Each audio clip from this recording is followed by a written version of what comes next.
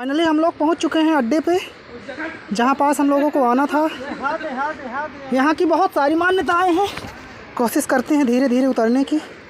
डर तो बहुत ज़्यादा लग रहा है। हमारे सरपंच साहब बहुत जल्दी तीव्र गति से यात्रा कर रहे हैं और बहुत आगे तक जा चुके हैं।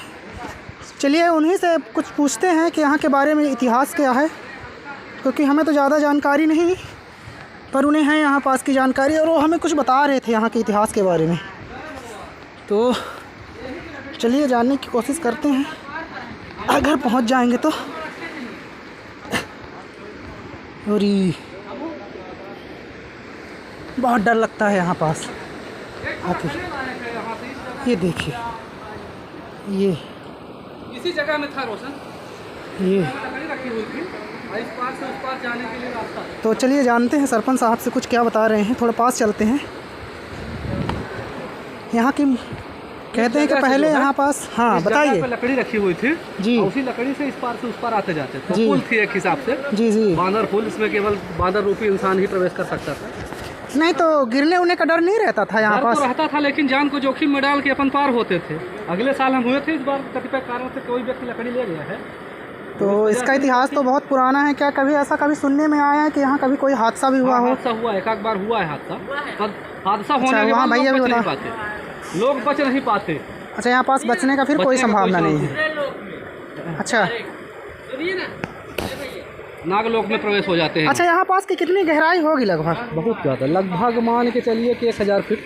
अरे यहाँ का कुछ आप इतिहास के बारे में बता रहे थे, कौन यहाँ आया था कुछ? यहाँ आए थे राजा गुलाब सिंह जी, जो जीवित थे, तो हाका खेलने आते थे। जी जी। लोगों के द्वारा ये बताया गया कि ये जरब है अपने यहाँ। जी जी। बहुत ऐतिहासिक चीज है जी। तो उन्होंने कहा कि हम भी देखेंगे जरब। जी। वो आए और जब यहाँ पहुँचे तो देखे कि भाई अच्छी जगह है, बढ़िया जगह है। तो उन्होंने क्या किया कि एक जो अपन लोग गाँव में यूज करते हैं नेवाड़, हाँ, बाधा वाली खाट जो है, उसी 7 खाट की बाधा जो है निकाले और उसको जो है इसमें डाले।